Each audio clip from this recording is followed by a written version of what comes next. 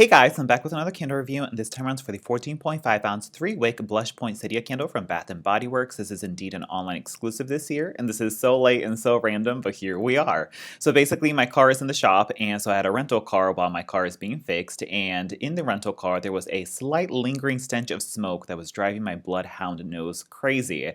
And so it was the weekend that they had like the stocking stuffers sale event where the scent portables were $2, the refills. And so I was like, let me go in the store and get myself a scent portable and shove it in the car. So while I drive around, I can kind of mask the smell of smoke. Spoiler, the scent portables really aren't that strong. I think you have to have like heat going through the vent clip for it to warm up and actually disperse. But just wasn't doing a very good job of smelling it. It did finally kind of build up over the past few days, but it's not really a super strong car filling experience in any case, if you were wondering how scent portables work. But in my scent portable purchasing journey, I was browsing around the store and I was like, you know what would be really nice if there was just a random online exclusive return in the store. Tends to happen during the holiday season because people do buy online purchases and then they return them to the store and the store then puts them out on the floor. And lo and behold, there was a one blush poinsettia just on the floor hidden in a random candle holder, and I was like so beyond stoked about it. So of course I did pick it up, but unfortunately it was the $16.95 promo price. So what I actually did was I went back a few days later when the candles then were brought down to $12.95, and I did a price adjustment for this candle. And while I was doing the price adjustment for this candle, there was yet another blush poinsettia in the store, in the same store again. So I did pick up two of them. So I've been burning these with Reckless Abandon now because I have a pretty well stock of blush poinsettia now. And I was like, this is such a great fragrance. Let me do a review on it. So that is my long-winded introduction on why I'm reviewing this right now so late in the season. But I believe this is still available online, and if it does show up during SAS or something, then maybe this review will still be helpful. So, what do the notes say on this candle? They say rose petals, green ivy, and sweet marshmallow. It also says what it smells like, the holiday floral that makes those mistletoe kisses and Christmas wishes so much sweeter. So, yes, this was a Candle Day fragrance that came out last year, and I did buy two of them there. I fell in love with the fragrance on cold, but it wasn't super strong, so I didn't feel compelled to like hoard it or buy it. But then this year's version came out, and the packaging is just like really pretty on it. It has a beautiful pink, like blush colored wax on it, with a like metallic foil label, as well as a juicy like snowflake lid on there as well. So I was like, it's just really pretty this year, so let me try it again and see how it goes.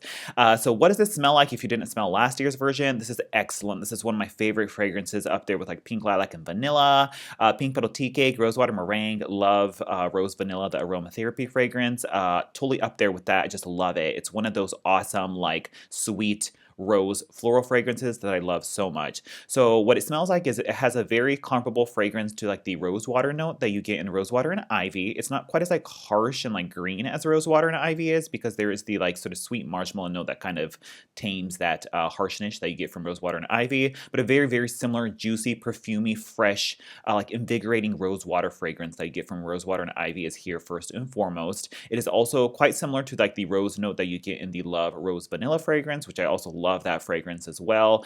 So if you are familiar with either of those rose fragrances, very similar to that. It's like a beautiful, perfumey, fresh, and just invigorating floral fragrance. It's just like feminine, but just delicious all around, and I really enjoy it. And it's then mixed with like the marshmallow note of Marshmallow Fireside, and so it doesn't quite have like the smoky roastiness and quite like the full-blown like almost like a smoked like cookie vanilla fragrance that Marshmallow Fireside has, but a very similar like marshmallow sweet vanilla texture that you get from Marshmallow Fireside is paired with that sort of rose water and ivy fragrance, and it's like a sweetened, more like vanilla powdery, marshmallowy version of rosewater and ivy. And also, once again, just very similar to the Love Rose Vanilla fragrance, but a more like marshmallowy version of it that's a little bit more gourmand and sweet. It's actually quite sweet, but I just love the contrast of that sweet, velvety, powdery marshmallow mixed in with sort of the powdery rosewater fragrance in there.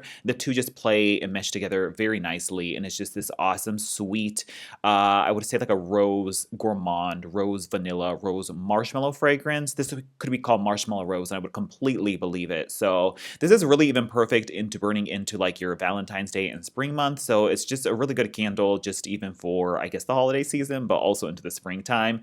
I guess it could be a little bit holiday because there is that like marshmallow fireside that you get in here. That vibe kind of has that cozy winter vibe to it. So it could still be appropriate for winter, but because it is so heavily floral, it could still be for spring and like the Valentine's Day seasons as well.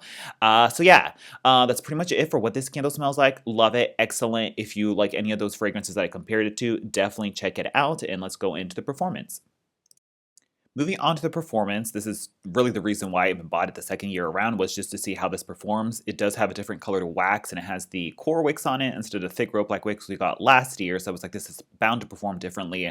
Let me see if it's stronger or if it performs in any way different, and it does perform differently. So it does have the core wicks. It has the same, those massive, immense core wicks that you got from that pistachio and toasted vanilla thing. I don't know if we're entering a new era of the massive core wicks that just salt like crazy instead of in favor of the thick rope-like wicks, but this is the same performance as that pistachio and like toasted vanilla fragrance. Like, wow, it has the core wicks on it, and it just like makes the mushroom tops on it, and it's just like massive. And then I trim them to small, tiny little nubs, and even with that, you still get these massive, crazy high flames. And I trim them to the point that they almost seem like they're locked off, and they still do what you see right here. So if you trim it to even like a regular length or just very minimally, you're just going to get tons and tons of soot coming off of this candle. I think what they've done is to combat the mid-range dud that we often get with the core wicks. They've upped the wick size on it, so then it doesn't dud out in the mid-range point as you see here. But the very, very major downside to that is the fact that you get just the crazy flames of the crazy sooting just like billowing off the candle. I've had to like extinguish this candle like multiple times where I thought I trimmed it to a proper length, but no, it was just like sooting so crazy. So it makes a deep even wax pull in no time, but it just soots a lot. So I just lop these off to like tiny little nubs, and we are still presented with this. So just keep on top of the trimming on this candle. I honestly wish they weren't this overwicked because the sooting is just so major on this. As for the throw on this candle, it's pretty much on par with last year's version. I was hoping it would be improved, and that was my major qualm last year, was that it was kind of weak, but it kind of lingers in the same like light to medium range. I would say 4 to a 6 depending on where you have it. Like 4 in an open concept area, it's definitely a little bit lighter and you kind of get nose blind to it, but maybe up to a 5 or 6 in a smaller bedroom where you can still smell it adequately, and it's still a nice throw. And I guess for those who don't want the super overpowering floral fragrances, you can still like kind of enjoy this because it's not quite as heavy or intense as a rosewater and ivy is. But for me as a rose lover, I wouldn't mind if this was just a little bit more stronger, just like completely suffocating me with the fragrance. But the throw is pretty much on par with last year's, so there's that. Overall, excellent fragrance. I love it. This year's version, I think the performance actually is maybe worse in the sense that it does soot so much, whereas last year's version had a thick rope-like wicks that had a little bit more of a controlled flame, and while it did soot, it didn't quite soot as excessively as this candle. So if you have last year's stash, I think you're fine with that, and this still throws the same as last year, so there's really no, I guess, improvement in this version other than the packaging. So in case you're wondering, that's pretty much it, and I guess I'll talk to you guys later. Bye.